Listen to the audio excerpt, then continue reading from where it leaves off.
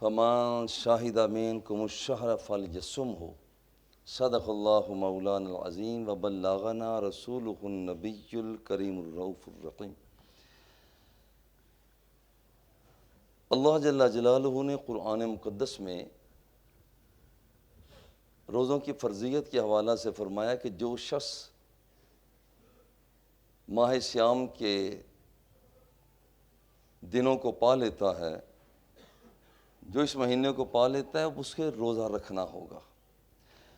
روزوں کی فرضیت کے حوالہ سے یہ جو اس وقت ہمارے پاس ہے جو عمل ہے کہ ایک مہینہ بھر کے روزے فرض ہیں، ابتدا میں ایسا نہیں تھا۔ ابتدا میں صرف عاشوراء کا روزہ 10 محرم الحرام کا روزہ فرض تھا، پھر اس کے علاوہ نہیں۔ دوسرا مرحلہ پھر پیدا ہوا، ہر مہینے 3 روزے جنہیں ایام 20 کہا جاتا ہے، 13، 14، 15، ایک مہینے میں 3 روزے رکھنے یہ لازم قرار پائے۔ یہ دوسرا مرحلہ تھا۔ اور تیسرا مرحلہ وہ ہے کہ رمضان المبارک کے روزوں کو لازم کیا گیا۔ مگر اس تیسرے مرحلہ میں بنیادی بات یہ تھی کہ افطار کرنے کے بعد اگر کوئی شخص کھاتا پیتا رہتا ٹھیک ہے، لیکن اگر وہ سو جاتا پھر اس کے لیے کھانا پینا ممنوع تھا۔ آج کل ہم تو ہے نا، کھا لیا پی لیا، بعد میں کچھ آرام بھی کر لیا، تراویح پڑھی، تراویح کے بعد ہم سو جاتے ہیں۔ پہلے یہ تھا کہ سونے سے پہلے جتنا کھا سکتے ہو کھا لو، جب تمہیں نیند آ گئی تو نیند کر لینے کے بعد اب روزہ شروع ہو جاتا تھا، اب کچھ کھایا پیا نہیں جا سکتا تھا۔ مگر ہوا یہ کہ ایک صحابی رسول حضرت سربہ بن مالک رضی اللہ تعالی عنہ کھیتی باڑی کرتے تھے، کام کاج میں مصروف رہتے، تو افطار کیا۔ روزہ افطار کرنے کے بعد تھکے ماندے تھے، کھانے سے پہلے ہی سو گئے۔ اب یہ جو حکم یہ تھا کہ جو شخص سو جاتا ہے اس کے بعد وہ کھا پی نہیں سکتا۔ پہلے بھی سارا دن کے بھوکے تھے، نیا روزہ شروع ہو گیا، اب تو اور بھی کچھ نہیں کھایا، اگلے دن پھر اسی طرح سے کام کاج کی طرح مصروف ہو گئے، کھیتی باڑی کرتے تھے، بے ہوش ہو گئے۔ اب اللہ جل جلالہ نے اپنے بندوں پر کرم نوازی یہ فرمائی کہ پھر حکم یہ ہوتا ہے کہ ٹھیک ہے کہ یہاں پر اب حکم ہے وَكُلُوا وَاشْرَبُوا حَتَّى يَتَبَيَّنَ الْخَيْطُ الْأَبْيَضُ مِنَ الْخَيْطِ الْأَسْوَدِ۔ کھاتے پیتے رہو، کوئی حرج کی بات نہیں ہے، تم نے روزہ رکھا ہے، افطار کر لیا، اس کے بعد تم سو بھی گئے ہو، کوئی حرج کی بات نہیں ہے، کیونکہ آسانی پیدا ہو گئی۔ اچھا، اس کے بعد جو مرحلہ شروع ہے کہ کھاتے پیتے رہو، کوئی ایسی بات نہیں ہے۔ ہاں، جس وقت حتیٰ یتبین الخیط الابیض من الخیط الاسود، جس وقت سیاہ دھاگا سفید دھاگے سے الگ ہو جائے تو اس وقت تم نے کھانا پینا نہیں ہے۔ یہاں بھی بڑا دلچسپ واقعہ پیش آیا۔ حضرت عدی بن حاتم رضی اللہ تعالیٰ عنہ نے سرکار کی بارگاہ میں بہت خوش ہو کر عرض کیا، حضور کام ہی آسان ہو گیا۔ بھئی کیسے؟ عرض کرتے ہیں حضور میں نے تو بس سفید دھاگا اور سیاہ دھاگا سرہانے رکھ لیا، جب تک اس کے اندر امتیاز نہیں ہو گیا اس وقت تک میں کھاتا پیتا رہا۔ اللہ رب العزت کی طرف سے حکم نازل من الفجر، اس جو سیاہ دھاگا ہے اس سے مراد رات ہے، اور سفید دھاگے سے مراد وہ دن کا اجالا ہے۔ اب اس انداز میں بات کی تو صحابی رسول نے کچھ اور سمجھا، چنانچہ یہ وہ مرحلہ تھا کہ یہاں پر پھر وہ سفید دھاگا سیاہ دھاگے سے الگ تھلگ ہونا۔ اب حکم یہ ہے فمن شاہد منکم الشہر، تم میں سے جو شخص مہینے کو پائے فلیصم، اس کے روزے رکھے۔ اب یہاں جو شخص مہینے کو پائے، جس کا مطلب مہینے کو اگر نہیں پایا تو روزہ فرض نہیں ہے۔ اب دیکھیے کہ یہاں پر اس سے پہلے شعبان تھا، اب وہاں روزہ فرض نہیں تھا چونکہ ہم نے رمضان کو پایا ہی نہیں.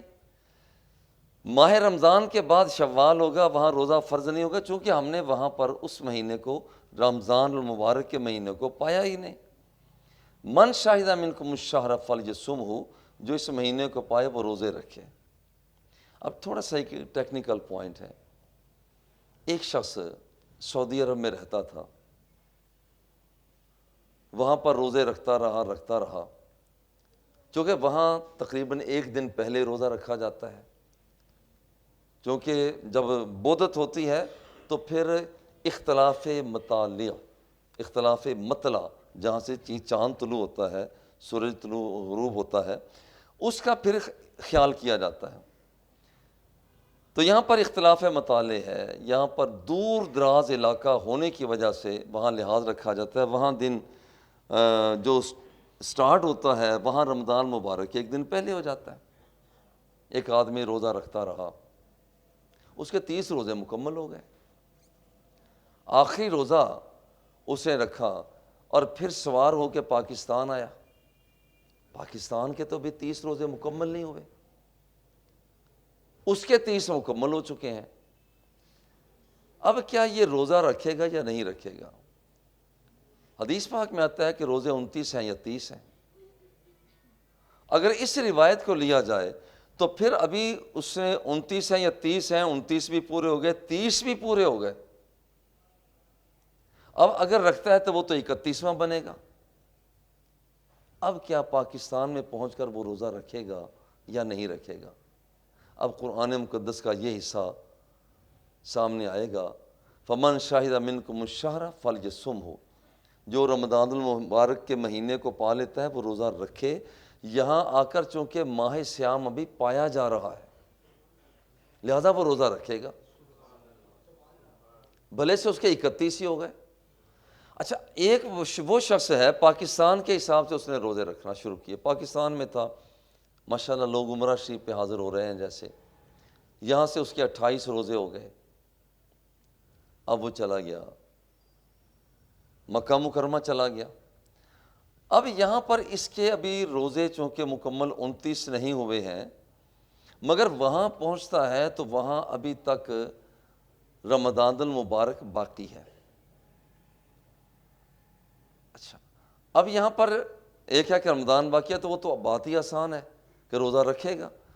اچھا, اب یہاں پر یہ ہے کہ اس آدمی کے روزے یہاں پر رکھتا رہا, وہاں جب گیا ہے تو وہاں ابھی اس کے یہاں تو 29 بھی نہیں ہوئے اور وہاں تو عید منائی جا رہی ہے. اختلاف مطلع, چونکہ دور کا علاقہ پڑ جاتا ہے وہاں کا لحاظ رکھا جائے گا. اب اس کے مطابق اب وہ روزہ نہیں رکھے گا بلکہ باقاعدہ ان کے مطابق عید منائے گا. چونکہ اب یہاں پر ہے کہ جو شخص ساتھ یہ ہے ومن کان مریضا او علی سفر, جو مرض میں مبتلا ہو یا سفر میں ہو تو وہ دوسرے دنوں میں روزہ رکھے. مرض کے حوالے سے بھی انشاءاللہ آئے گا. اب یہ ہے کہ جی ایک آدمی وہ سفر پر ہے, سفر کتنا ہو, دیکھیں 3 دن کی مسافت کا تجزیہ کیا گیا ہے. ایک آدمی 3 دن مسلسل چلتا ہے تو جتنا 3 دن چلنے سے سفر طے پاتا ہے, پرانے زمانے میں ایک ہوتا ہے کہ 18 فرسخ 3 دن مسلسل چلا جائے تو 18 فرسخ بنتے تھے. بھئی 18 فرسخ بنتے ہیں تو شرعی میل کتنے بن جاتے ہیں؟ وہ 45 میل بن جاتے ہیں. اچھا, اب وہ ہمارے جو اس وقت کلومیٹر سے پہلے جو رہے انگریزی میل, وہ تقریباً بن جاتے ہیں 61 میل اور 2 فرلانگ. اب یہاں پر اگر ہم اس کو کنورٹ کرتے ہیں یہ کلومیٹر میں تو وہ بن جاتے ہیں 98.734. اب اتنے کلومیٹر, سادہ سا مطلب یہ ہے کہ ایک آدمی 98 یعنی 98.5 یا 99.99. اب کوئی آدمی اتنا سفر طے کرنے کی غرض سے شہر سے باہر ابھی قدم رکھتا ہے تو اس کا سفر شروع ہو جاتا ہے. اب وہ چونکہ مسافر ہے اب اس پر روزہ لازم نہیں.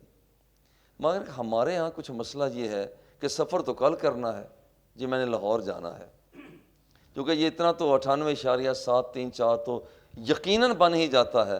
ایک شخص وہاں پر سفر کل کرنا ہے تو کہتا ہے جی میں آج روزہ نہیں رکھتا چونکہ میں نے کل مسافر بننا ہے، اس کا یہ عمل غیر شرعی ہے۔ یہاں سے جب جائے گا تو روزہ اس کا ہوگا۔ ہاں اگر کسی کو شوق ہے کہ اس نے اب کہتا ہے کسی طریقہ سے میں روزہ نہ رکھوں تو وہ پہلے ہی چلا جائے، وہ پہلے چلا جائے اتنی حد سے، جیسے ہمارا یہ ویو ہوٹل ہے، اس سے آگے نکل جائے، آبادی وہاں پر ہماری شہر کی ختم ہو جاتی ہے، تو وہاں سے جب سفر شروع کرے، گاڑی کا انتظار کرنا شروع کرے، وہاں پر اس پر روزہ لازم نہیں ہوگا۔ تو حکم کیا ہوا؟ حکم یہ ہے فمن شاہدہ منکم الشہر فلیصمہ، جو رمضان المبارک کا مہینہ پاتا ہے بس وہ اس کے روزے رکھے گا، اور اگر اس کا روزہ اس کا مہینہ پایا ہی نہیں ہے تو پھر اس کے روزے بھی اس پر لازم نہیں ہوں گے۔ وصلی اللہ تعالی علی حبیبہ وآلہ واصحابہ اجمعین۔ بسم اللہ الرحمن الرحیم۔ انا محمد وبارک وسلم وصلی علیہ۔ اے رب ذوالجلال، درس شریف کا ثواب حضور علیہ الصلاۃ والتسلیم کی بارگاہ میں پیش کرتے ہیں، قبول فرما۔ تمام انبیاء و مرسلین، جمیع مسلمین مسلمات کی ارواح تک پہنچا۔ اے پیارے اللہ کریم، ہماری سحریاں قبول فرما، افطاریاں قبول فرما، روزوں کو قبول فرما۔ تیری بارگاہ میں جو ہم سجدہ و سلام پیش کرتے ہیں اسے قبول فرما۔